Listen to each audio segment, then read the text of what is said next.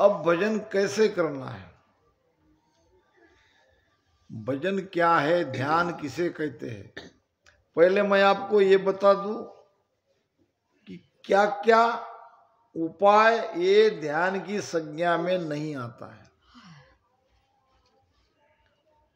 हम ही से शुरू कर लेते हैं, दूसरे को क्यों कहे। अगर गुरु मंत्र लिया, आखिर तक सांसों सांस में बैकरी वाणी का राम राम ही रटन कर रहे हैं, तो हमने ध्यान के बारे में कुछ जाना ही नहीं है। हम तो केवल फॉर्मेलिटी पूरी कर रहे हैं, राम राम कर रहे हैं, थोड़ा सा कर लिया हो गया, बेकार नहीं गया है। राम राम साध्य नहीं है, राम राम साधन है।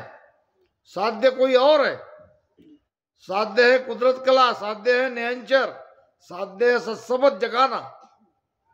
वो बिना राम राम रटन किए नहीं जगेगा। और केवल साध्य की तरफ ध्यान न देते हुए राम राम ही रटन करोगे तो भी काम नहीं चलेगा। गुरु महाराज के वचन है कि सब धर्म छाड़ राम हमर रटिया, नाव कड़ा नहीं जागी। सब धर्म छाड़ राम हमर रटिया, नाव कड़ा नहीं जागी। सतगुरु जाय किया हम ऐसा, सूरत गगन जारी लागी। सतगुरु जाय किया हम ऐसा, सूरत गगन जारी लागी। राम सूरत गगन जारी लागी। ओ कोई अर्थ बताओ साधो, ओ कोई अर्थ बताओ।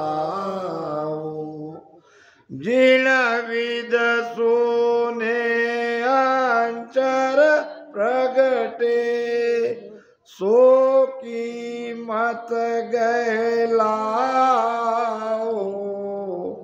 ओ कोई अर्थ बताओ साधु, ओ कोई अर्थ बताओ। राम राम रटन करना ये फॉर्मेलिटी नहीं है, वो जीवन का अंतिम सत्य है।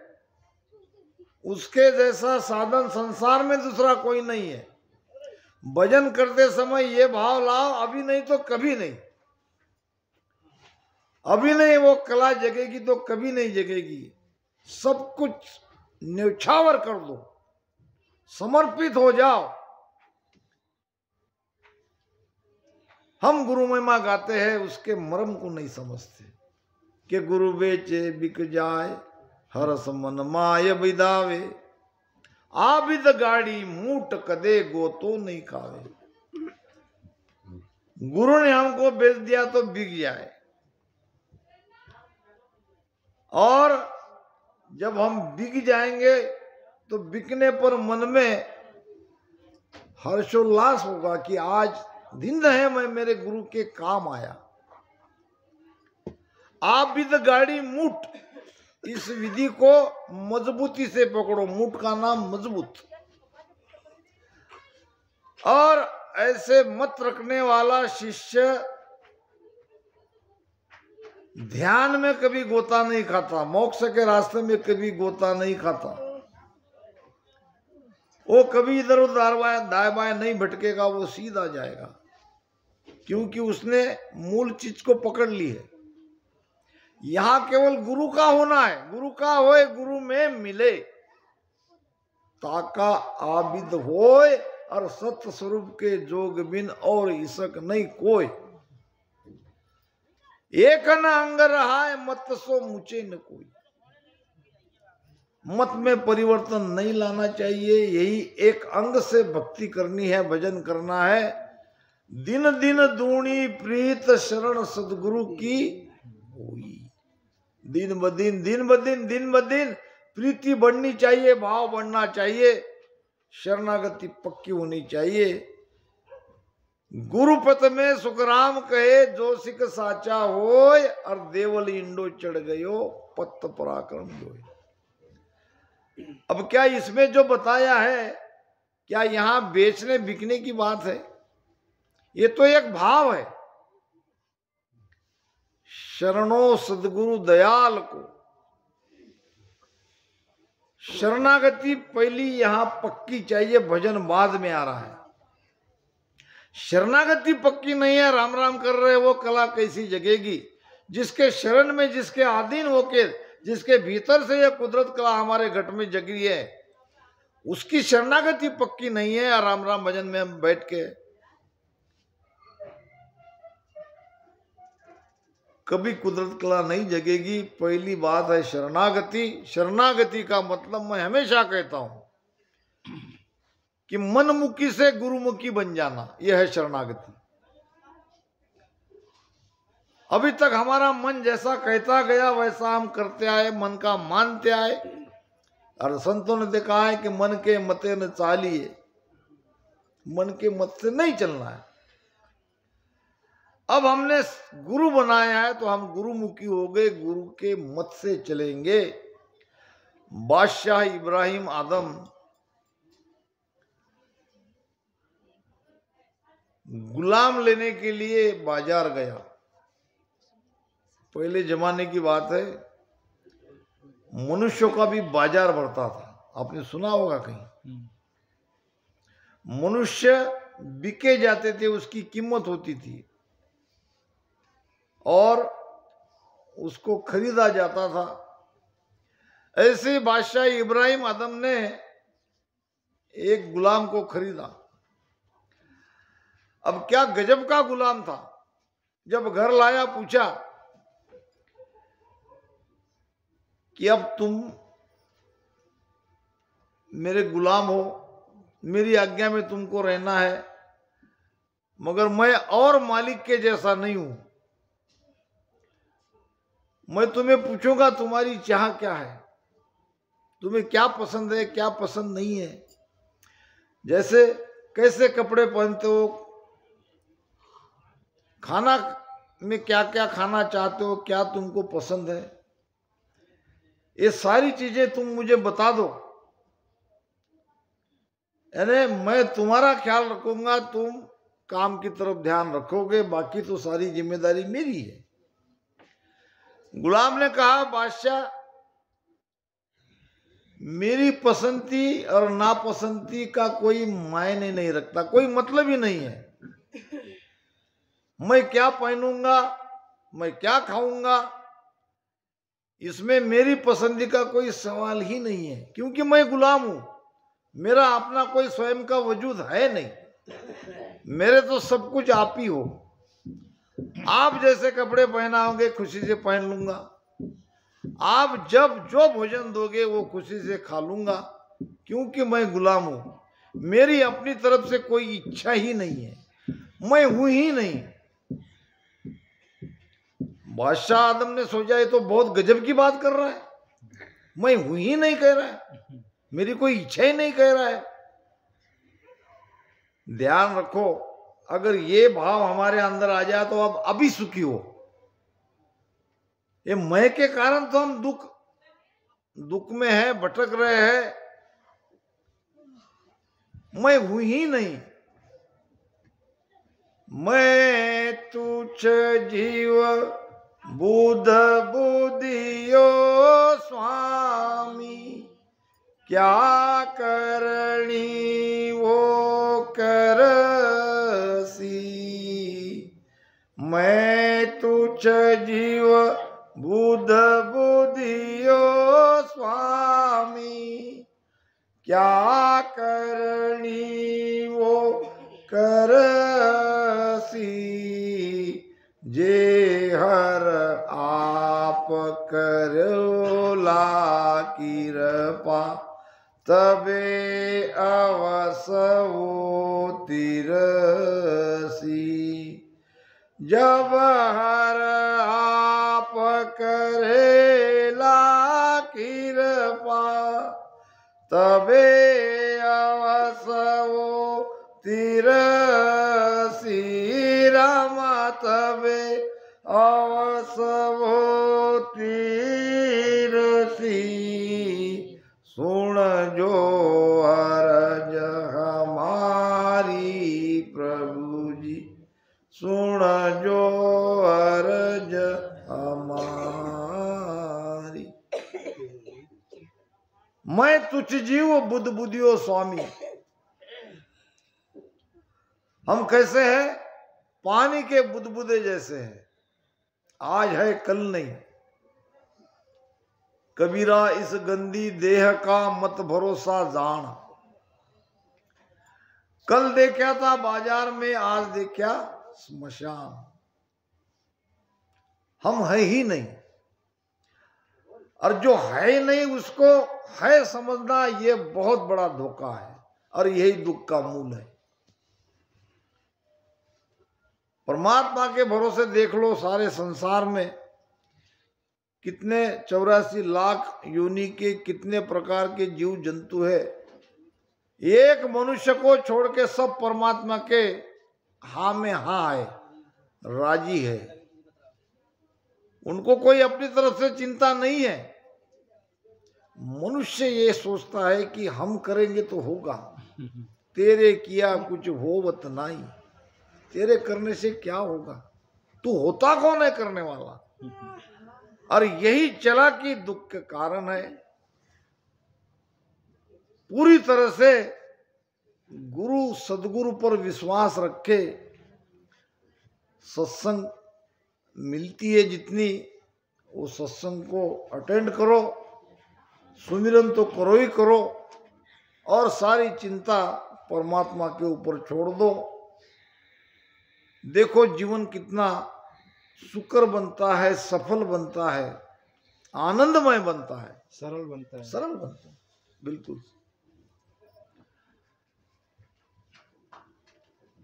जब तक मैं मेरे गुरुदेव के शरण में नहीं आया था, शरणागति में बहुत पावर है, विश्वास करना पड़ेगा आपको। जब जब मैंने मेरे मन से सोचा, जीवन में कुछ नहीं पाया, ऐसा लगता था कि बेकार है। और जब सदगुरु महाराज की कृपा होती है, जब एक ज्ञान समझ में आता है, महाराज कहते हैं, हे राजा ऊंडो ज्ञान समझ उर लीजे, अन्न मुंद कोई काम न कीजे, सत शब्द की खोजी करिए, और उला माए उलझ मत रहिए। ये क्या राजा के लिए कहा कि महाराज ने? हम सबके लिए कहा है। ज्ञान की गहराई को समझो, सत्संग सुनो। इसका मतलब ज्ञान सुनिया चेते नहीं, सोनर बहरा हो। ज्ञान सुन के अगर चेतन नहीं होते हो तो सुना क्या न सुना क्या, बात एक ही है। अंध मुंद में हमें कोई काम करना नहीं है।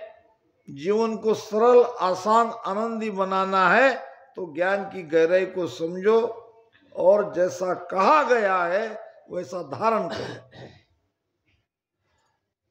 सब कुछ सदगुरु पे छोड़ दोगे तो देखो आज आपके सामने बैठा हूं। मुझे नहीं पता मैं इस लायक हूं कि नहीं हूं, मगर वो गुरु महाराज सेवा करवा रहे हैं, क्योंकि हमने अपना कुछ रखा ही नहीं, अपना कुछ छोड़ा ही नहीं। अपने बारे में सोचना कब का बंद कर दिया। जब जैसे ले जाएंगे, जहां ले जाएंगे, जहां भेजेंगे वैसे जाना है। कोई मंजिल नहीं, कोई उम्मीद नहीं, कोई आशा आकांक्षा नहीं, सब कुछ गुरु महाराज के भरोसे छोड़ के, ये जीवन सबसे सुखकर जीवन है। आप भी घर में रह के त्याग कर सकते हो, आपको छोड़ने की जरूरत नहीं है, हमारे जैसे बाबा बनने की जरूरत नहीं है कि भाई यही अगर सुख का उपाय है तो चलो सब बन जाए, सब बन जाएगा तो कैसे होगा। जो अटैचमेंट है, जो संसार से आपकी क्या कहते हैं उसको पकड़ के रखा है, बस वो छोड़ दो। मैं मेरी में अबद गमाई जन्म बदी तो बाता, ये मैं और मेरा, इसमें तो ये कीमती श्वासा जा रही है। सोच को बदलो, विचार को बदलो, तू तेरा, मैं मेरी की जगह तू तेरा सोच के देखो, जीवन बदलने में देर नहीं लगेगी। हमारे बेटे रामपाल ने मुझे कहा था कि बड़ी तकलीफ हो रही है और सत्संग इसी के लिए मैंने आयोजन किया है। बहुत बढ़िया उपाय तुमने किया, इसमें कोई शंका नहीं है, मगर ये सत्संग का आयोजन करके कल से तकलीफ तुम्हारी मिट जाएगी, ऐसा नहीं है। सत्संग में ध्यान से सुनो, सत्संग तो रोज की चाहिए, ये तो सुसंग है।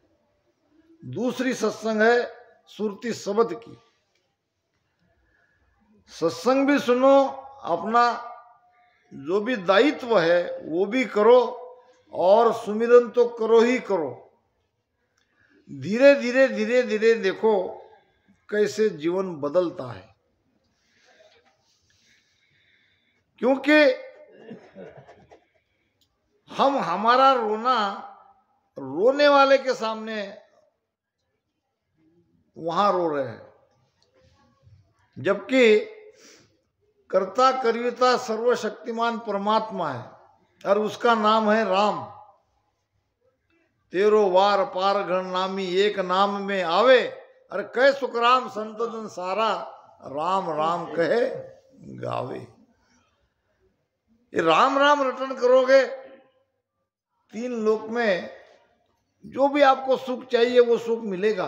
बहुत पावरफुल नाम है, मगर इसे विश्वास के साथ रटन करना पड़ता है। बादशाह अकबर का मित्र था एक फकीर। फकीर की बादशाह की दोस्ती होती नहीं है, मगर हुई। एक दिन नगर के मुसलमान लोगों ने बैठ करके चंदा इकट्ठा करके मस्जिद बनाने का विचार किया। अब उसमें वो फकीर भी बैठे थे,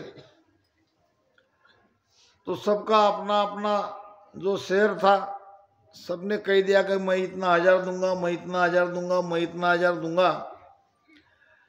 जब कुल होने वाले अपेक्षित जो धन था उसकी टोटल की तो लगा कि इतने में तो काम होने वाला नहीं है, क्या किया जाए, पैसा तो है नहीं। फकीर ने कहा कि देखो भाई, आप जितना इकट्ठा करोगे स्वेच्छा से उतना जमा करके काम को प्रारंभ करो, आगे अल्लाह अपना कार्य करवा लेगा। फिर किसी सयाने व्यक्ति ने कहा कि भाई आपकी तो बादशाह के साथ बहुत नजदीकी रिश्ता है, तो क्यों ना आप ऐसा कर दे कि बादशाह से कुछ चंदा इकट्ठा करके ये मस्जिद का काम पूरा कर देते। तो फकीर ने कहा समय आने पर ये बात मैं निकालूंगा, आप अपना काम शुरू करो। काम शुरू हो गया, अब जहां तक ले जाना था वहां तक हो गया। फिर गया फकीर बादशाह के पास, उसी मस्जिद को चंदा मिलने के अपेक्षा से। अब देखा तो बादशाह अकबर नमाज पढ़ रहे थे, वो 5 बार नमाज पढ़ते और नमाज में अल्लाह को प्रार्थना कर रहे थे। क्या कर रहे थे? हे अल्लाह मुझे धनवान बनाओ, सारी दुनिया की खजीना मेरे अंडर में आ जाए। ऐसे अपने निजी कुछ मांग थी वो अल्लाह के सामने रख रहे थे। अब इतने में फकीर आए और आके तुरंत वापस चले गए। पैरों की आवाज से बादशाह को समझ में आया तो कोई तो आया था, मगर रुका नहीं, वापस चला गया। एक सेवक को इशारा किया, उसने कहा कि वो आपके दोस्त फकीर आया, रे उनको बुलाओ बुलाओ, जाने मत दो। बुलाया, हालचाल पूछा, कुशल क्षेम पूछा, फिर पूछा कि कैसे आना हुआ। आया तो एक काम से था, फिर बताओ। नहीं अब वो काम छोड़ी दो, बताने की कोई इच्छा नहीं। अरे कोई बताओ क्या कमी है, मैं बादशाह हूं, आप शब्द निकालो। नहीं आप बात छोड़ी दो, अरे बताओ क्या बात है। फिर कहना पड़ा कि एक मस्जिद के लिए आपसे चंदे की उम्मीद के लिए मैं आया था, मगर फिर आए थे तो फिर मांगो कितना चाहिए, ले जाओ सरकारी खजाने से। नहीं अब मैंने छोड़ दी, क्योंकि जब मैंने आपको अल्लाह से मांगते देखा तो आपको मांगने की बजाय मैं डायरेक्ट अल्लाह से ही क्यों ना मांगू, क्योंकि मैं भी मांगने वाला, तुम भी मांगने वाला। मांगने वाले से मांगने वाला क्या मांगेगा, डायरेक्ट उस राम जी से मांगो। तो बेटा, दुख स्थायी नहीं रहता है, सुख स्थायी नहीं रहता है, यह सब कर्मों का खेल है। जैसे जैसे आप भजन सुमिरन करोगे कर्म कटते जाएगा, और ये वचन पे तुम्हारा हमारा सबका अटल विश्वास होना चाहिए। रटे राम नामा कटे कर्म सारा। राम नाम रटन करने से कर्म कटेगा, कर्म कटेगा तो सुख क्यों नहीं मिलेगा। क्योंकि ये वाणी में तो हम समझ गए कि कर्म के कारण ये जीव सुख दुख भुगतता है, तीन लोक में भटकता है। सुख का कर्ता मन है, कर्म का कर्ता मन है, सुख दुख शरीर को मिलता है।